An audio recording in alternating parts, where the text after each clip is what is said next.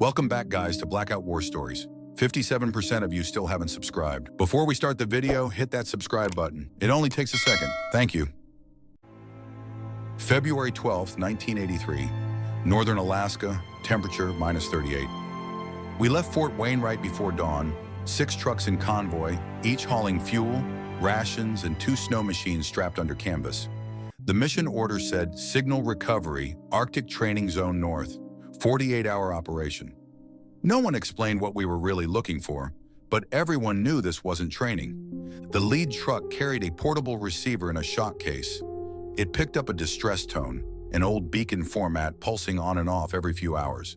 The code matched a World War II emergency frequency, the kind used by Lend-Lease aircraft that ferried through Fairbanks to Siberia 40 years earlier. The problem was, no aircraft had flown that route in decades.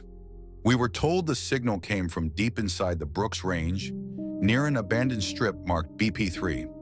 Satellite photos showed nothing but ice. The order was simple: reach the source, secure the equipment, and wait for extraction. By the 3rd day, our breath froze to the inside of the windshields, and the compass needles drifted lazy circles.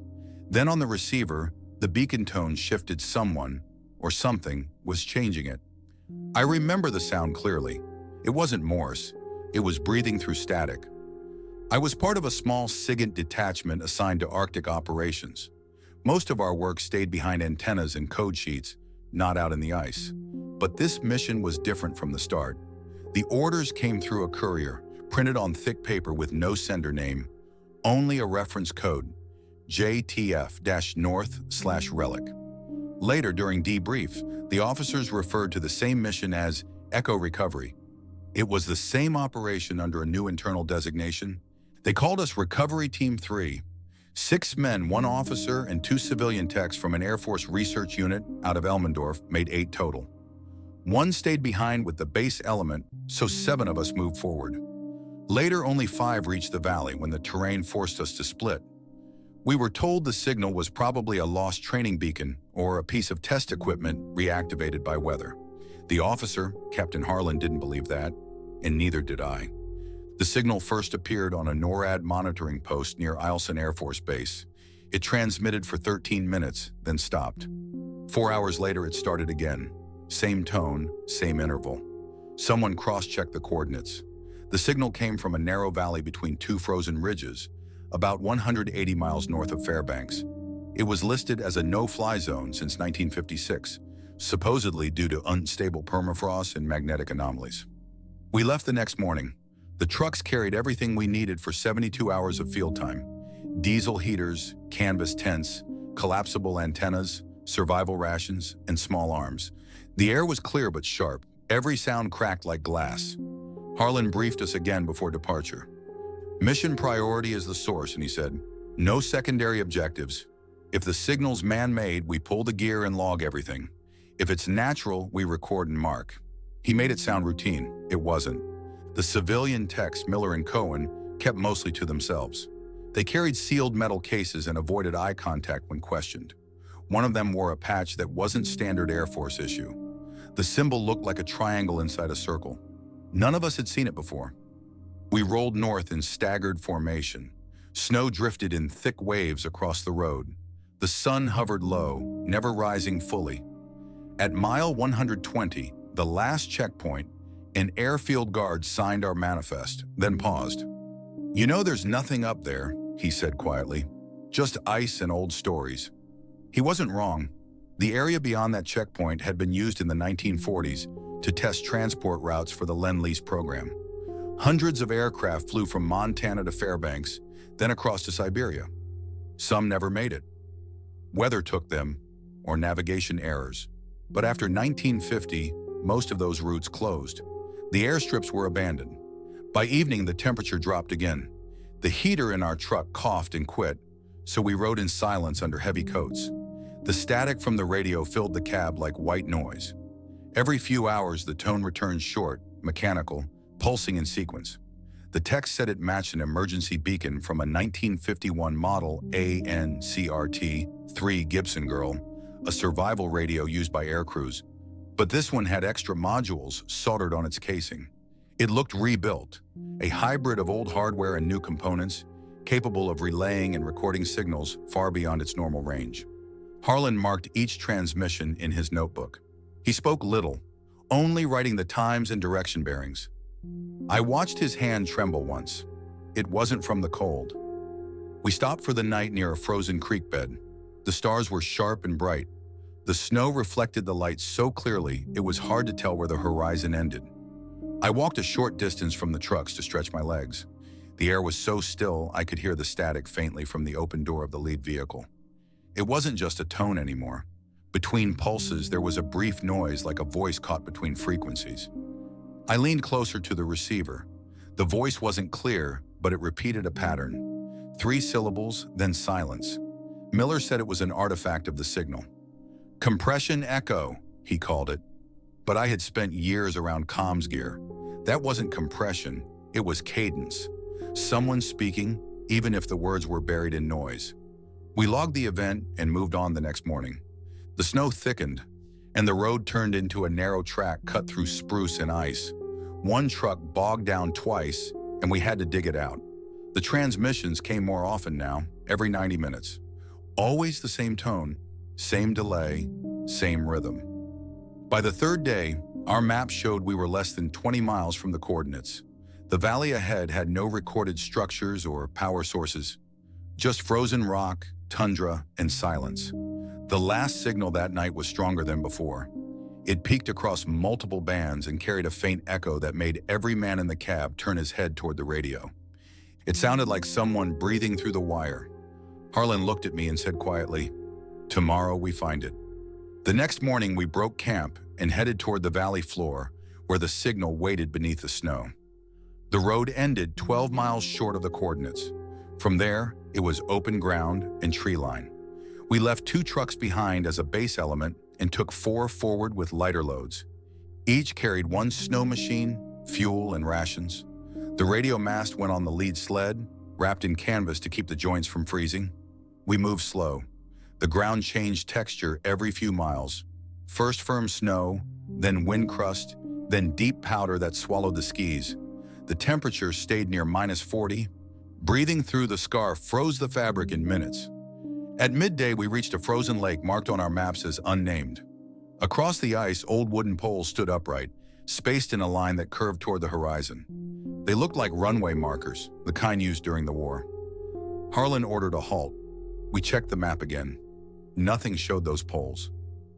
Miller pulled the receiver case from his sled and unfolded the antenna.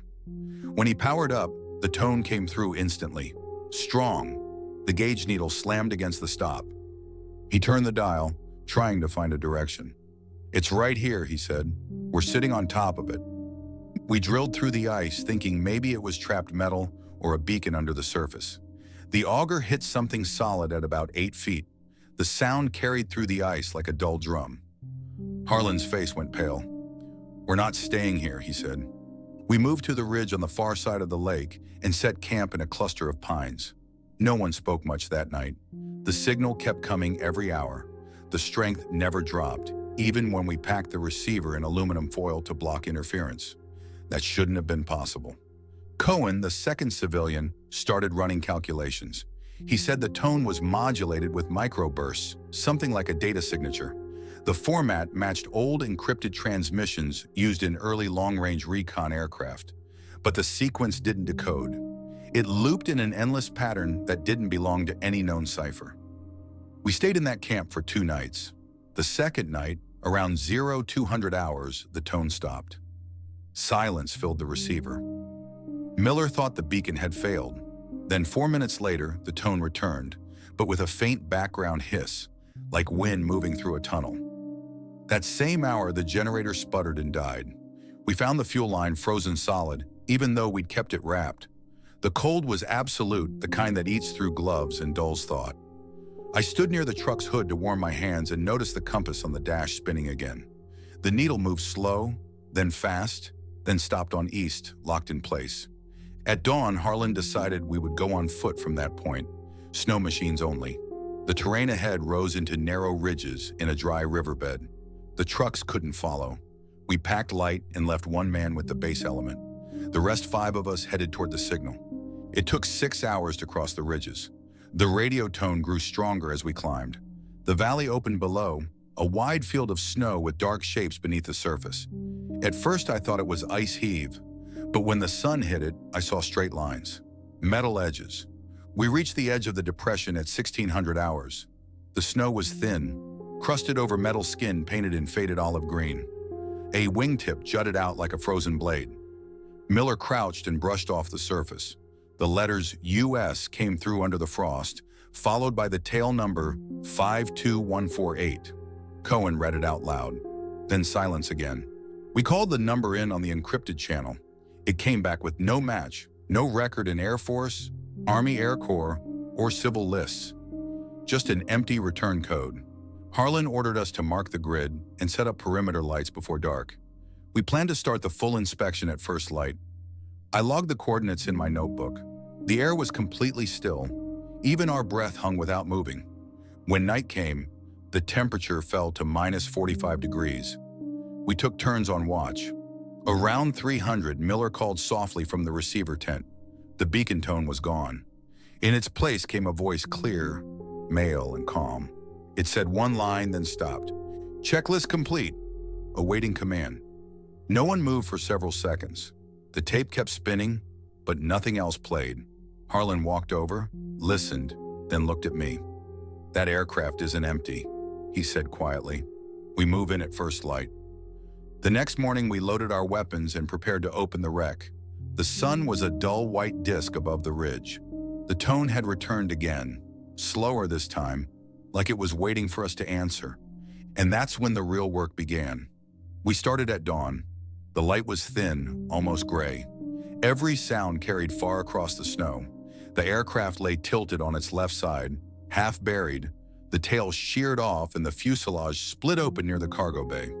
The skin looked burned, not just weathered. Something had scorched it clean through the paint. We moved slow. The ice cracked under every step.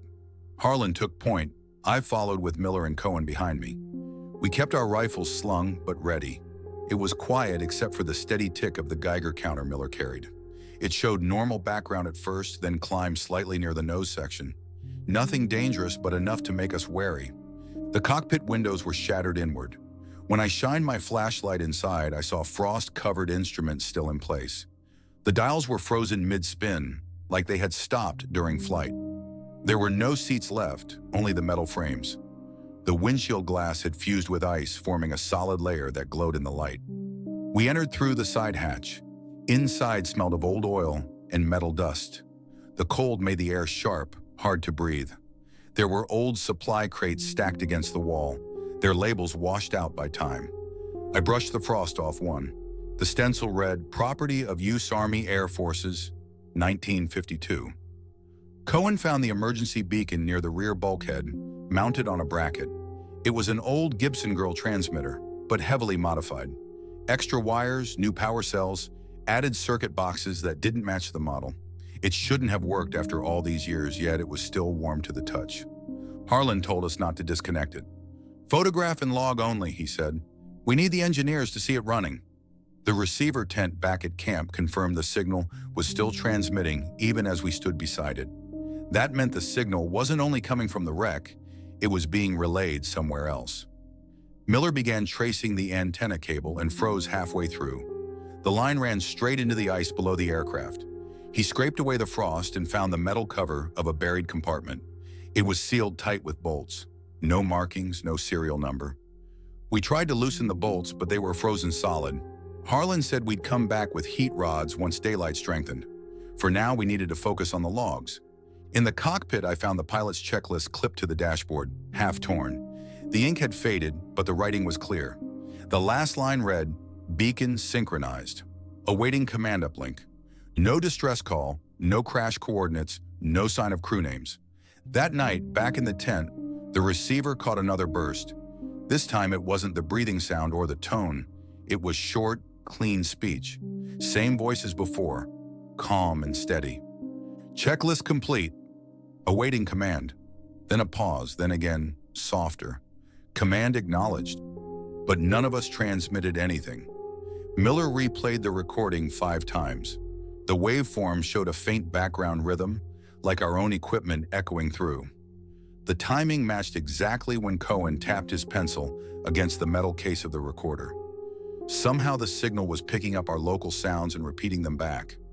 That wasn't possible with a one-way beacon. At 2300 hours, a storm moved in from the north.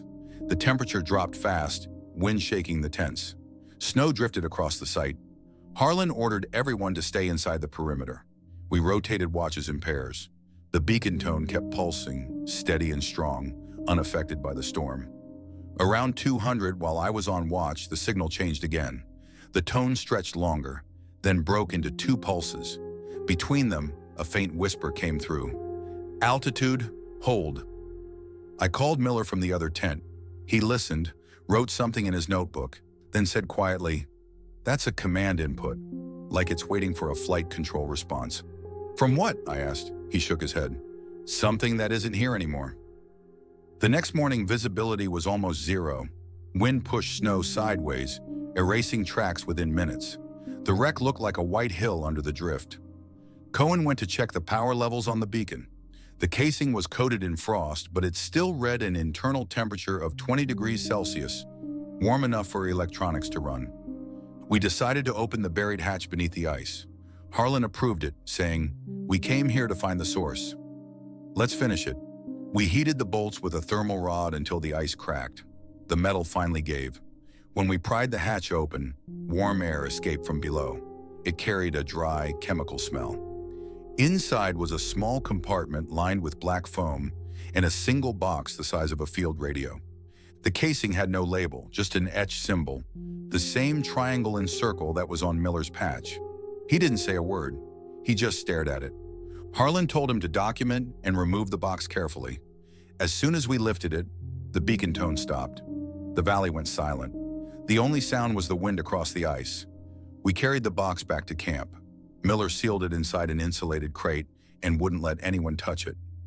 Weeks later, when we returned to the valley, the compartment we had opened was still unsealed, but the same box that had been shipped away from camp was gone from storage too.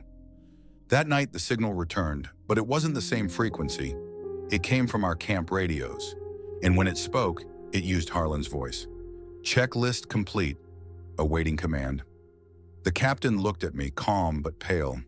"We're pulling out tomorrow," he said, "before this place buries us with it." The storm never stopped. By morning, the wind had buried half the camp. Our tents shook under the weight of the snow. The generator gave out again before sunrise, and the temperature inside dropped fast. Harlan decided we would leave within 6 hours. The plan was simple: secure the wreck, tag the grid for recovery, and move south to the truck line. But nothing about that morning went as planned. When Miller went to check the signal, he said something strange. The beacon wasn't broadcasting anymore. Instead, all our radios were stuck on one open frequency, the same tone looping every 10 seconds. No matter what we switched or tuned, it was there. We checked our backup transceivers, same tone. Even the encrypted field unit, which ran on a separate power source, carried it faintly in the background. Cohen swore he saw a flicker in the receiver light each time one of us spoke near it, like it was picking up our voices again. He unplugged the power cable, but the light stayed on. That should have been impossible. Harlan said nothing. He just ordered us to pack and be ready to move. But before we left, he wanted to take one last look inside the aircraft. We reached the wreck by mid-morning. The wind had carved out new ridges across the valley floor. The tail section had shifted slightly, exposing another metal panel under the snow. I climbed down to mark it for the recovery team. When I brushed the frost away, I saw numbers etched into the metal: 47-12-19. Not a serial, more like a date. December 19th, 1947. Miller was standing by the cockpit, still staring at the broken instruments. "Look at this," he said. The altimeter and airspeed gauges had both been set manually to 0, as if someone had landed on purpose. There were no crash marks on the trees, no drag line, no debris trail. It hadn't fallen, it had stopped here. We carried the insulated crate containing the black box back toward the sleds. That's when Cohen froze mid-step. His headset was picking up something again. "Listen," he said. Through the static came that same voice, faint but sharp. "Altitude hold. Cabin secure. Checklist complete." The voice wasn't only playing, It was responding. Each time Cohen spoke into the mic, there was a pause, then the same words in reply, but delayed by about 2 seconds. I looked at the antenna we left on the ridge. Its mast was turning slightly in the wind, like something was adjusting it. Miller shouted that the signal strength was climbing again, even stronger than before. It was coming from underneath us. The beacon, the wreck, maybe something below it. We didn't know. Harlan gave the order to load everything and move. But before we could leave, the ice cracked near the fuselage. A low, deep sound like metal bending under strain echoed through the valley. The snow rippled in a line leading straight to the wreck. We backed off fast. The ground under the nose gear sagged. A few seconds later, the front half of the aircraft tilted forward and broke through the crust, revealing a dark hollow beneath. The wind howled through the opening. The radio static turned into one long tone that didn't stop. Then buried under it, I heard something else. Tapping. Slow and steady, like someone hitting metal from below. We waited. The sound stopped. Harlan pulled us back to camp and ordered an immediate evacuation. He said we'd send a recovery unit later when weather improved. We loaded the sleds and started south toward the ridge. The storm thinned, visibility improving to maybe 100 meters. Halfway across the frozen lake, Cohen fell behind. His sled had stalled. When we turned back, we found him kneeling beside it, staring at his radio pack. The power light was blinking in rhythm with the same 3 words. Checklist complete. Awaiting command. He didn't answer when Harlan called to him. He just kept staring. The light blinked faster, then stopped. The radio went dead. We pulled him onto one of the working sleds and moved on. The rest of the way was silent except for the wind. Every few minutes, one of the radios would pop, like it was trying to tune itself. By late afternoon, we reached the tree line where the trucks waited. The base element had kept the engines running, trying to stay warm. They hadn't picked up any transmissions, not even static. Whatever was happening, it stayed locked inside that valley. We loaded the crate into the back of the lead truck. Harlan wrapped it with 2 layers of canvas and marked it for restricted transport. Before we left, I looked back toward the ridge. The wind had cleared most of the snow from the wreck. For a moment, I thought I saw a faint light flicker near the cockpit, like a reflection from inside. Then it was gone. We started the convoy south. Miller rode in the second truck, headset still on, listening. An hour later, he leaned forward and said quietly, "It's back." The tone had returned, faint but steady, same as before. But this time, the source wasn't behind us. It was transmitting from inside one of our trucks. Harlan's face went pale. He ordered all radios shut down, all power cut. The tone still came through. No gear connected, no power running, yet the sound played faintly from the speaker grill. That's when I knew the signal wasn't a transmission anymore. It had followed us. And whatever we brought with us from that valley wasn't just a box of old equipment, it was listening. The convoy pushed through the night in silence, each man knowing we weren't leaving that valley behind. We were bringing it home. We reached the base at Fort Wainwright after 36 hours on the road. The trucks were frozen solid, engines coated in ice and salt. We handed the crate to a team waiting on the runway. They wore no patches, no names. They signed nothing, spoke little, and took the box straight into a hangar that stayed locked for the next week. The rest of us went into medical screening, frostbite checks, debriefs, equipment inspections, standard for Arctic ops. Nothing seemed out of place until they started asking about the signal. The officers in charge didn't wear our unit tags either. One of them kept calling the mission Echo Recovery. We'd never heard that name before. Harlan sat through 4 hours of questioning. When he came out, he looked drained. He told us we'd file separate reports and not speak to anyone outside our section. "They'll take it from here," he said. "We're done." But we weren't done. 2 days later, I went to the comms lab to check the logs we'd recorded during the operation. I expected blank noise or static. Instead, every file had changed. The timestamps were still correct, but the data inside wasn't ours anymore. Each recording started with a short burst of our beacon tone, followed by voices, our own voices. I heard myself giving position reports I never made. Harlan's voice repeating orders that weren't real. Miller asking for range corrections we never called in. Every clip ended with the same line, that calm male voice again. "Checklist complete. Awaiting command." I took the tapes to Harlan, He listened without expression, then shut them off. "Erase them," he said. "They're not our concern anymore." But his hands shook when he said it. That night I met Miller outside the barracks. He was smoking in the cold. No gloves, bare hands turning red. He told me the engineers had opened the crate that morning. The box inside wasn't a radio. It was a storage unit, filled with compact reels of magnetic wire. About 30 of them, each sealed and labeled with coordinates and dates from 1951 through 1953.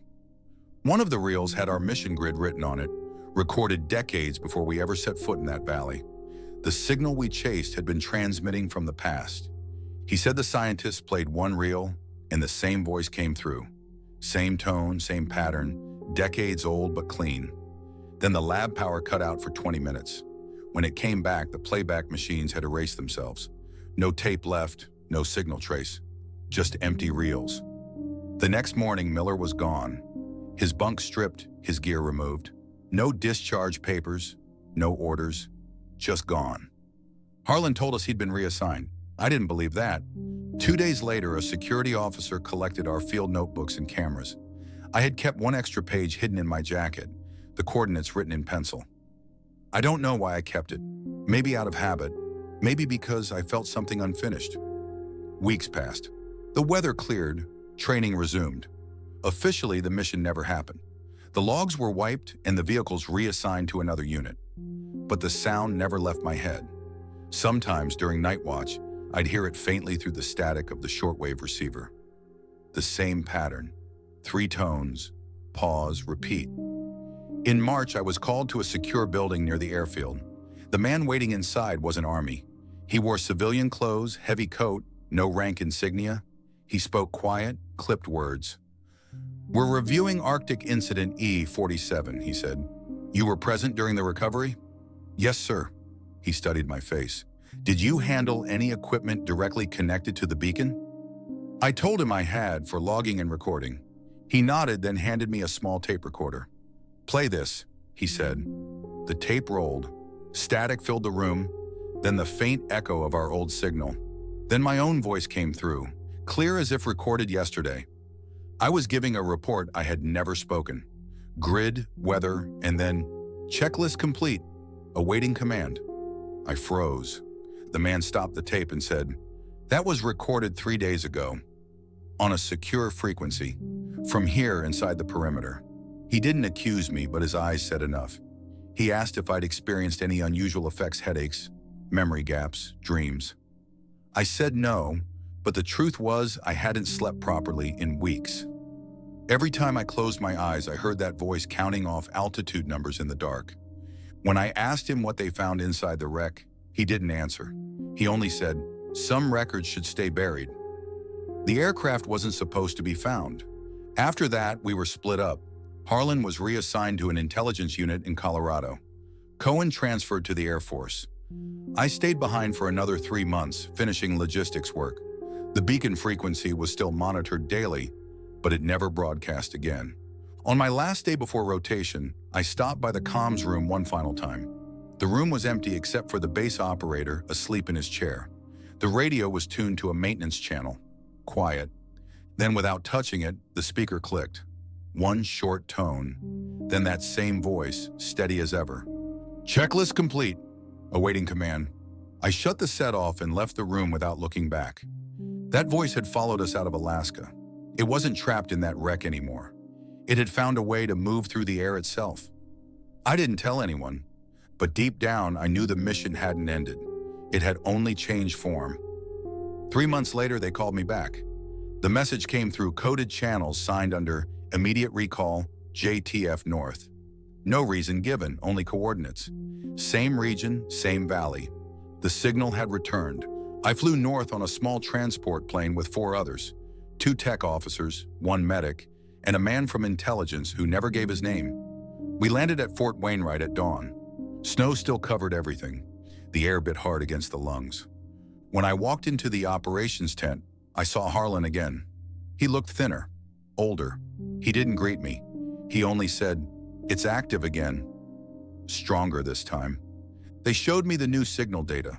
The tone was identical, but now it carried bursts of voice every 6 hours. The words were short and repeated. Altitude hold. Cabin secure. Checklist complete.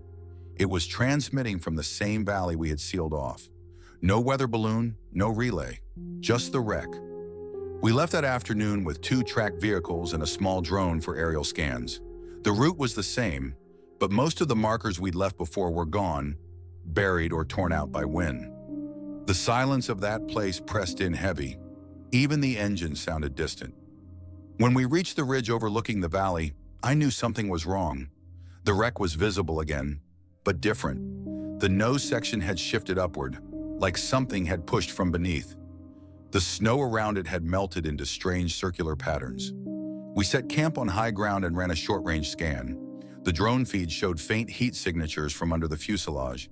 The tech officer said it looked like residual power. Impossible, considering the aircraft's age. Harlan ordered a ground approach. We went in on foot. The snow was hard-packed and brittle. The wind had died completely. No movement anywhere. The wreck looked almost new from the front. The ice had cleaned the metal to a dull shine. The tail numbers were clearer now. 52148.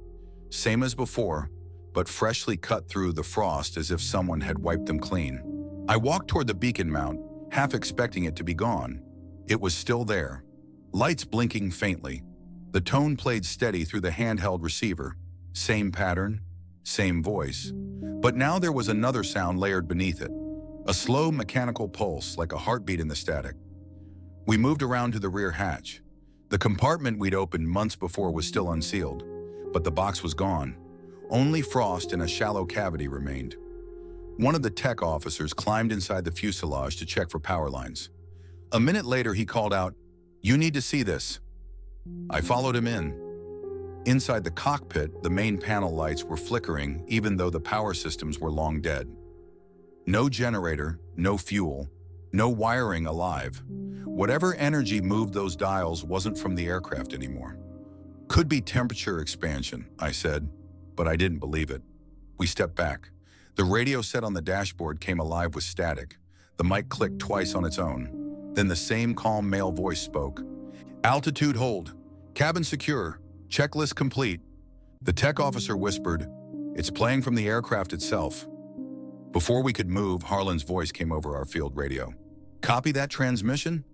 "Yes," I said. "It came from the cockpit." He paused. "We're not transmitting. Our comms are off." The radio clicked again, and this time the voice wasn't the old one. It was Harlan's, repeating his last sentence. Same tone, same words, perfect delay. We froze. The techs looked at each other. I stepped outside for clearer reception. The air was still. My breath came out in thin clouds. Then I heard it again. Our voices layered and echoing back through every frequency we'd used. It was copying us now. Harlan ordered all radios shut down. All recording stopped.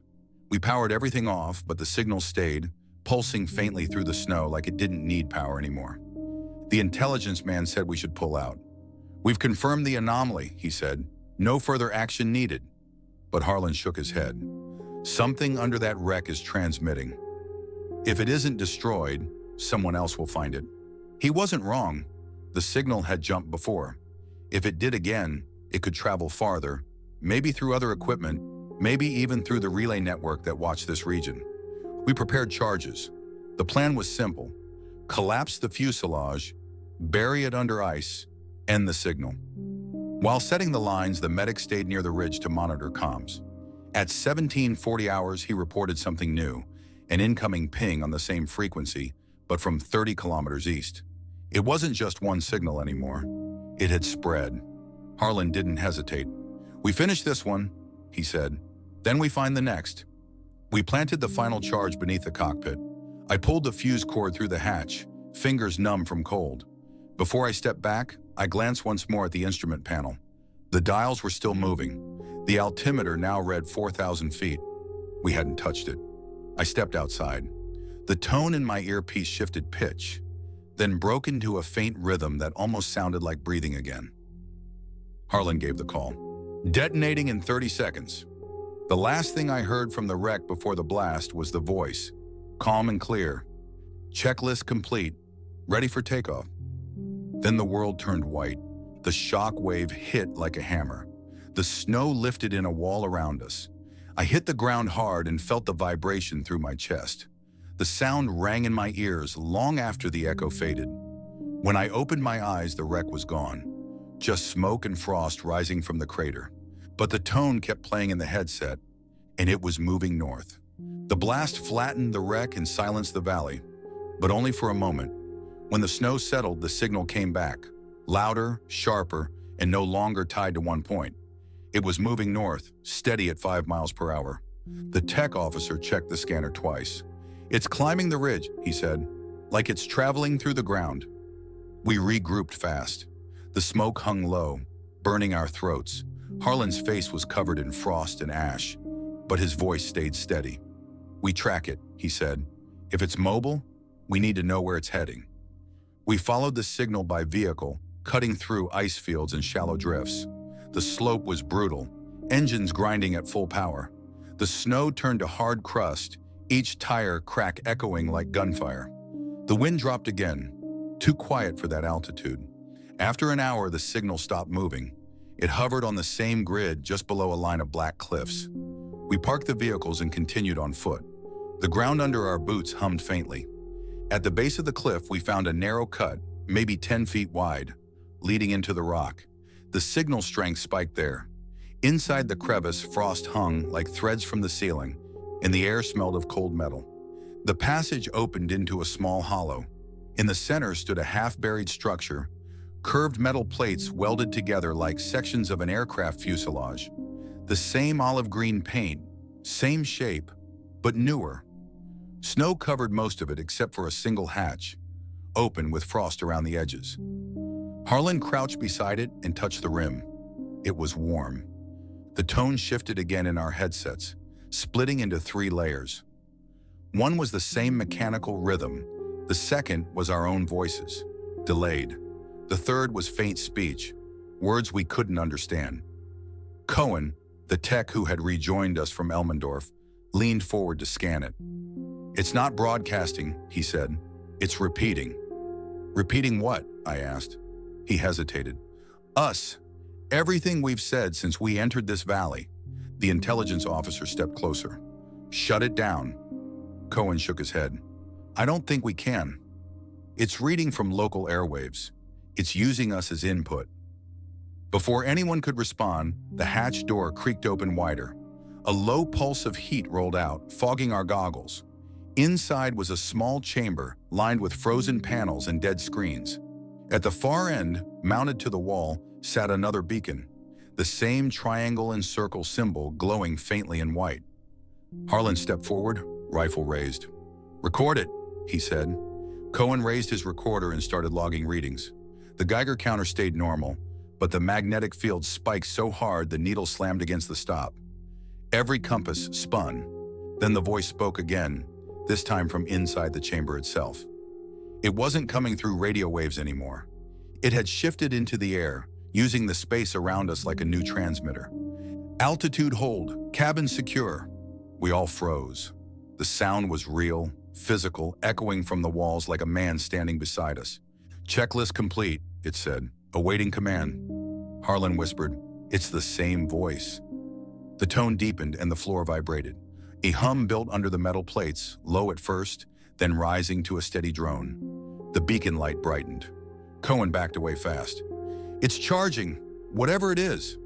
Harlan gave the order to fall back. We moved toward the entrance, but the air thickened, pressing against us like static before a storm. Every radio in the group clicked on, even the ones turned off. Through all of them came that same calm voice, now overlapping itself in dozens of layers. "Checklist complete. Ready for takeoff, ready for takeoff, ready for takeoff." The sound grew into a single shaking tone that filled the cave. The metal plates began to lift, vibrating under the snow. The light turned from white to red. Harlan shouted, "Go! Go! Go!" We scrambled out into the open, stumbling over the ice. The wind returned all at once, hard and fast, cutting through the ridge. Behind us, a column of steam and snow shot into the air. The tone stopped, replaced by a deep boom that rolled across the valley. When we looked back, the hollow had collapsed. The beacon chamber was gone. No debris, no glow, just a wide scar in the ice. The signal vanished from our receivers in that same instant. We stayed there for a long time waiting for another sound. There was none. The only movement was wind pushing snow across the crater. Harlan finally said, "That's it. We're done here." We started the slow drive back south. No one spoke. Every man in that convoy looked out the window the same way, like we were afraid the snow itself would start talking. At dusk, the signal spiked again, but this time it wasn't from the valley. It came from high above. The text monitor flickered once before going dark. When it came back, the frequency display showed a single word where numbers should be. Airborne. We didn't speak of it again. Orders came through that same night to classify all recordings and return to base under radio silence. On the flight back to Fairbanks, I kept the headset on, even though we'd cut all channels. Somewhere over the mountains in the static, I heard it one last time. Soft, almost human. Checklist complete, then silence. We landed under a dark sky. Snow fell slow and heavy. The intelligence man collected every piece of equipment, every note.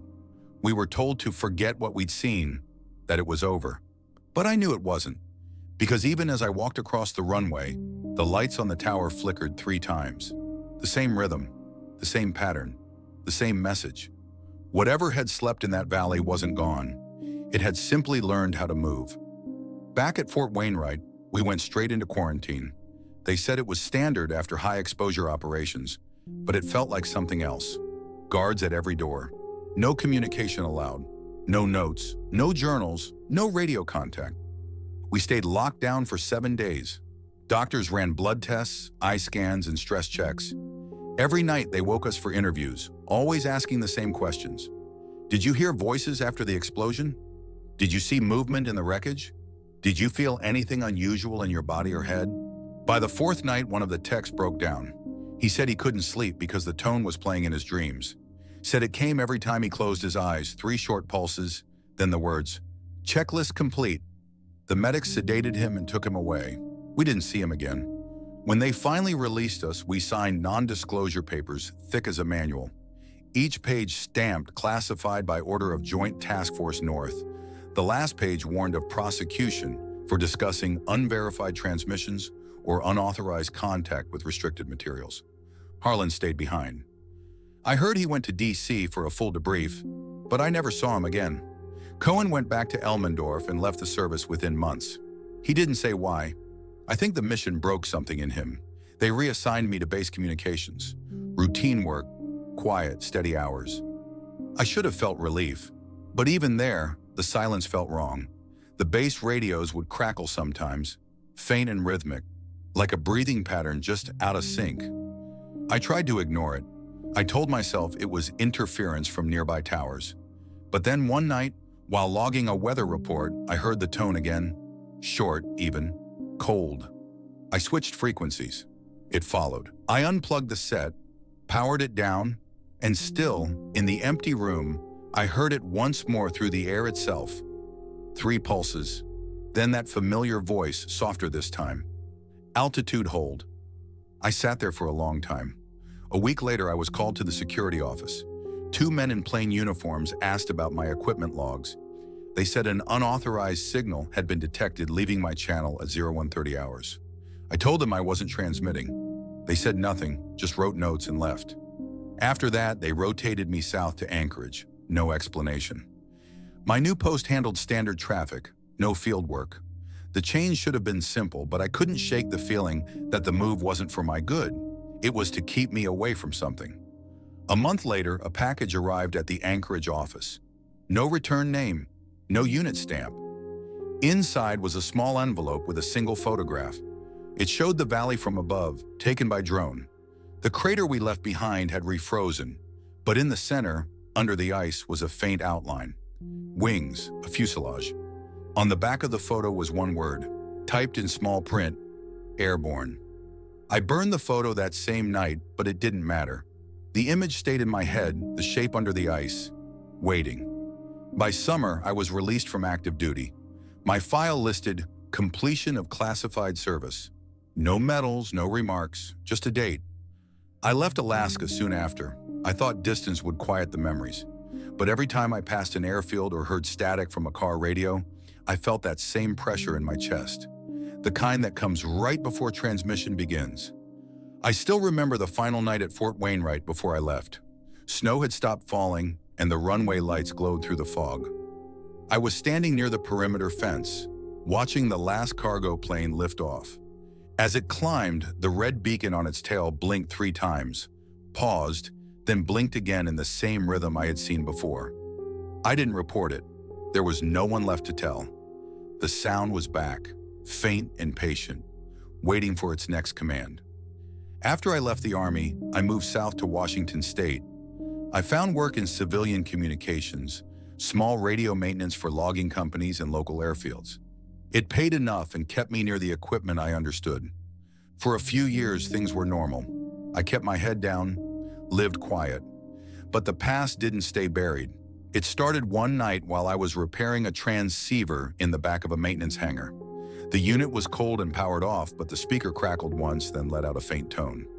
3 short pulses, I froze. I checked every wire, every circuit. Nothing was connected. The unit wasn't even on mains power. I told myself it was feedback from another channel, some stray signal. I left the hangar lights on that night and didn't sleep. A week later, a man showed up at the site, civilian clothes, government manner. He said he was checking frequency compliance. He asked about any unusual transmissions. When I said no, he just nodded, looked around the room and left. After he was gone, I found a new tag on one of the storage crates, property of JTF North. I hadn't written it. That's when I understood it wasn't over. They were still watching the signal, maybe still receiving it, maybe still trying to understand what we found. I tried to forget again. I got married. We moved inland, far from any airfields, but the quiet never lasted. The same pattern kept showing up on the scanner every few months, always faint, always distant, 3 short pulses. Sometimes it carried the same words. Checklist complete. Other times just breathing.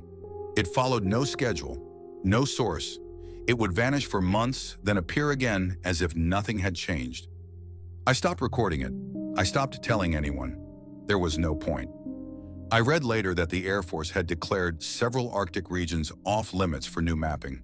The reason was listed as unstable permafrost, but the coordinates matched our old valley. One winter, a report came through the local news. A survey aircraft had gone missing while conducting magnetic mapping north of Fairbanks. The last signal from their transponder was 3 short pulses, then silence. The rescue teams found wreckage weeks later. The fuselage was burned, but parts of the frame had the same olive green paint, the same kind we saw in the 1952 aircraft. No one could explain that. I drove north that summer as far as the roads allowed. I didn't plan to stop near the old valley, but I did. I parked on the last gravel stretch and walked until the air grew sharp and thin. The mountains looked the same, wide, cold, endless. The signal came faint through a handheld receiver I had brought out of habit.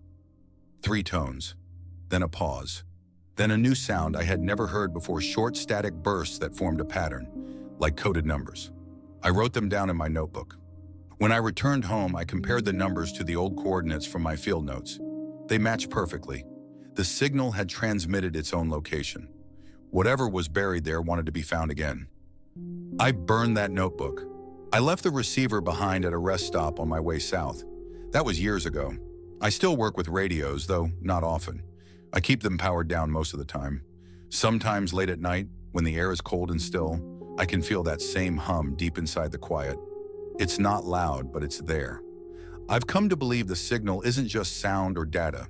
It's something that remembers. It moves from one system to another, finding the next piece of metal, the next line of power, the next voice. The valley, the aircraft, all of it may be just the first step in a longer loop. We thought we silenced it. We only gave it room to grow. And now when I hear static cut through a radio at night, I wait for the pause after the 3rd tone. That's when I know it's listening again. It has been more than 20 years since that mission. I'm older now, slower, and most days I just fix simple equipment for people who don't care what lives inside the wires. That's fine with me. I still think about Alaska.